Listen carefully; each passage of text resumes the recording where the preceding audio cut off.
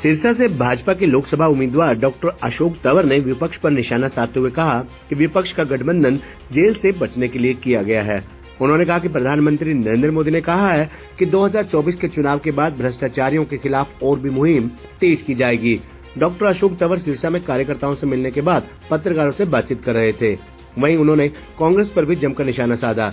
उन्होंने कहा कि कल पूर्व मुख्यमंत्री मनोहर लाल सिरसा आएंगे। वहीं रविवार को मुख्यमंत्री नायब सिंह सैनी भी सिरसा लोकसभा में कार्यकर्ताओं से मुलाकात करेंगे। डॉक्टर अशोक तंवर ने कहा कि कांग्रेस पर निशाना साधते उन्होंने कहा कि जो पार्टी 10 साल में अपना संगठन नहीं बना पाई, जो एक मंच पर इकट्ठे न बैठ सकते हों, वही लोग षड्यंत्र करके सत्ता पर काबिज होना चाहते हैं, जो कि वह कभी कामयाब नहीं होंगे। वहीं उन्होंने कहा कि विपक्षी गठबंधन की भी जेल में लगातार बुकिंग चल रही है। वहीं कांग्रेस की तरफ से कुमारी शैलजा के सिरसा से चुनाव लड़ने के सवाल पर उन्होंने कहा कि 35 साल के बाद वह सिरसा आ रही हैं। मुझे नहीं लगता कि कांग्रेसियों में इतनी हिम्मत है कि वही चुनाव मैदान में आए। जो भी कांग्रेस के नेता है वह हार के डर से चुनाव लड़ने से बच रहे हैं। यार ये बहुत जबरदस्त है। भारतीय जनता पार्टी ने देश में भी और प्रदेश में भी सबसे पहले अपने उम्मीदवार वो डिक्लेयर किए।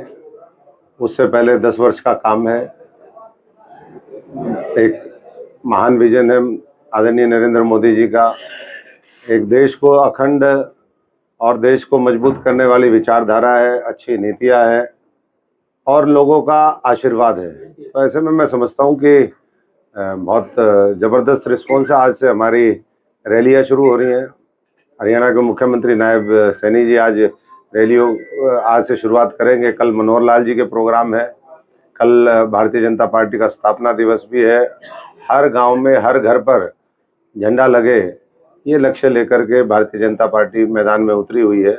और जहां जिसके पास समर्पित कार्यकर्ताओं की अनुशासित फौज हो, एक बहुत बड़ा संगठन हो, दुनिया का सबसे विशाल संगठन हो, तो मुझे नहीं लगता कि किसी तरीके का कोई वो है।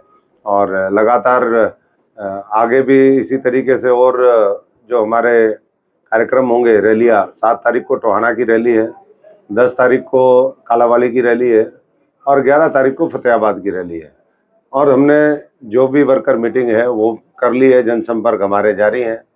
तो मैं समझता हूं कि ऐतिहासिक वोट के मार्जिन से हरियाणा की 10 की 10 सीटें जीतेंगे और सिरसा भी उसमें टॉप सीट्स में होगी। तो पार्टी 10 साल में अपना संगठन नहीं बना पाई, तो आप उसकी दिशा समझ सकते हैं कहाँ है। जहाँ एक मंच पर बैठ ना सकते हो, लोगों के बीच में जाकर के उनकी भलाई ना कर सकते हो, वो तो जो है केवल और केवल षड्यंत्र करके सत्ता पे काबिज होना चाहते हैं। जो मैं समझता हूँ कि षड्यंत्रों से कुछ नहीं होता, मेहनत करनी पड़ती है, संघर्ष करना पड़ता है। देखा आज उनके गठबंधन को भी देख रहे हैं। ये तो जेलों से बचने के लिए, कि जेल में ना जाना पड़े, उसके लिए इस तरीके का जो है गठबंधन इन्होंने बनाया है। क्योंकि बुकिंग चल रही है जेल की, कोई 5 नंबर में, कोई 7 नंबर में, कोई 2 नंबर है तिहाड़ में, कोई 5 नंबर में है।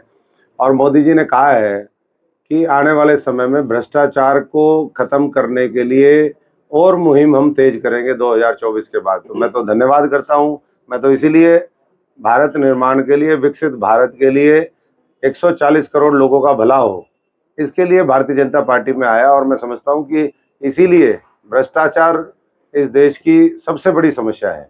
भ्रष्टाचार अगर खत्म हो जाए तो सारी समस्याओं का निदान हो जाए। किसान 35 साल के बाद आ रही है, उनका सिरसा वाले स्वागत करेंगे, क्योंकि यहीं से छोड़ कर गई थी। वैसे तो मुझे नहीं लगता कि कांग्रेसियों में इतनी हिम्मत है कि वो चुनावी मैदान में आए। बड़े बड़े जितने भी सो कॉल्ड लीडर हैं वो तो खुद ही बचते फिर रहे हैं। वो कह रहे हैं तू लड़ तू लड़, नए लोगों कह रहे हैं तू लड़ तू लड़। वैसे कहते हैं मैं लड़ूंगा, मुझे ये चाहिए। अब जब हार दिख रही है, जमानतें जब होती दिख रही हैं, तो मैं समझता हूँ कि मैदान छोड़ करके सारे ही लोगों ने मना कर दिया। जो भी इनके कुर्सी के काटे हुए लोग हैं, उन्होंने सबने पहले ही मना कर चुके हैं।